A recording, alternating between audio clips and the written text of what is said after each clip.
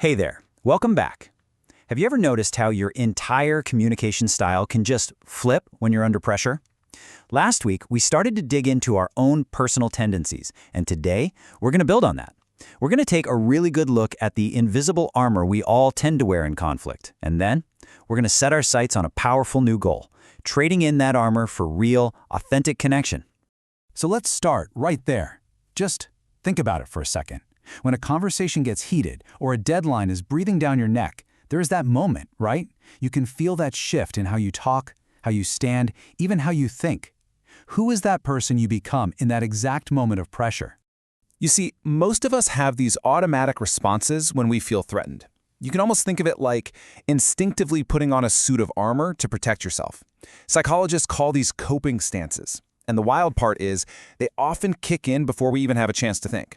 A lot of these patterns were learned way back when we were kids, which is exactly why they feel so second nature. Okay, so let's get into the four most common types of armor that people wear.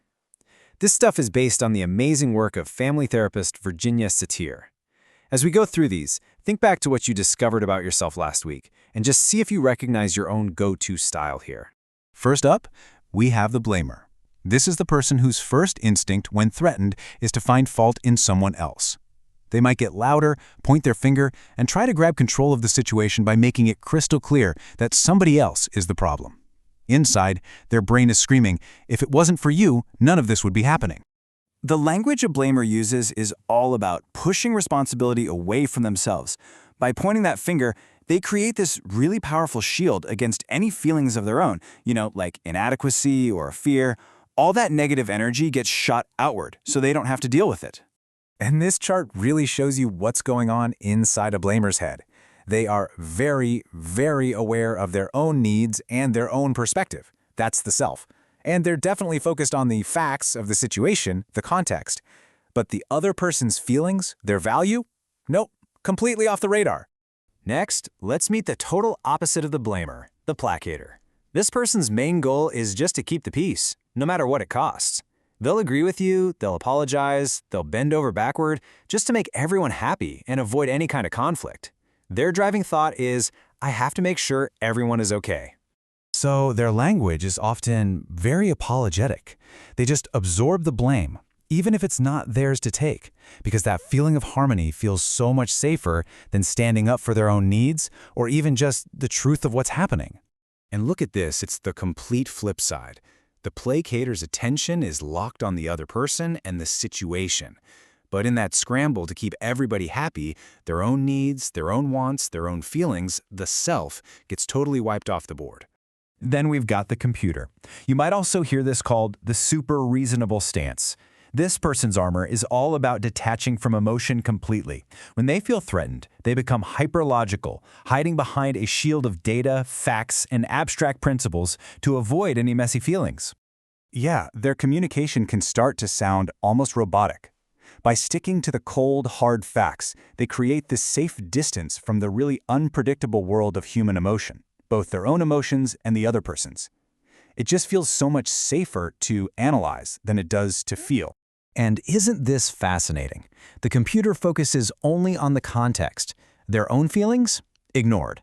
The other person's feelings? Totally irrelevant.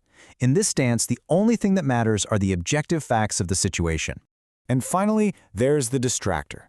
When conflict pops up, this person's strategy is to basically act like it's not even happening. They might suddenly change the subject, crack a totally unrelated joke, or do literally anything to pivot away from the tension. They create a little bit of chaos to avoid the real issue. Now, this kind of deflection might seem kind of harmless, maybe even quirky, but it is a super powerful avoidance tactic. By just throwing out a random comment or a joke, they can successfully derail a difficult conversation before it even gets going. The distractor is in a state of, total disconnect. They aren't paying attention to their own feelings, the other person's feelings, or what's actually happening in reality. In that moment of panic, they've pretty much just checked out of the conversation entirely. So you've got the blamer, the placator, the computer, and the distractor. Each one is just an attempt to feel safe, right? But they all have the same fundamental flaw. They are completely imbalanced. Every single one of them over-focuses on one piece of the puzzle while totally ignoring the others. And that leads us to the most important question of all. If these automatic, armored-up styles are all flawed, then what are we supposed to be aiming for instead? I mean, what does a truly healthy, balanced, and effective way of communicating even look like? Well, that brings us to our real goal here. It's not about trying to pick a better type of armor. It's about learning how to communicate without needing any armor at all. And this incredibly powerful state of being is called congruence.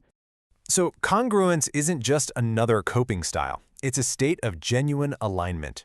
It's when what you say on the outside perfectly matches what you're actually feeling on the inside, and you're able to express that in a way that honors yourself, the person you're with, and the facts of the situation.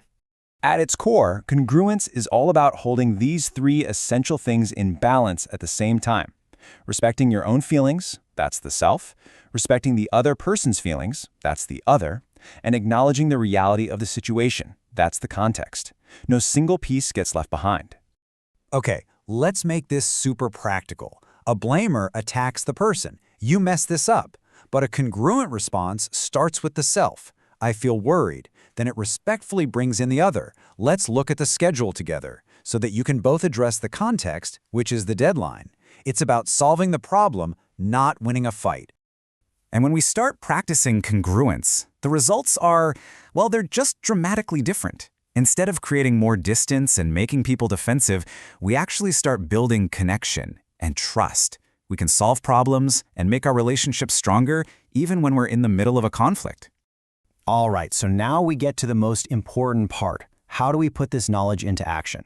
This is all about making a conscious choice to move from that automatic, armored reaction to a much more thoughtful, authentic response.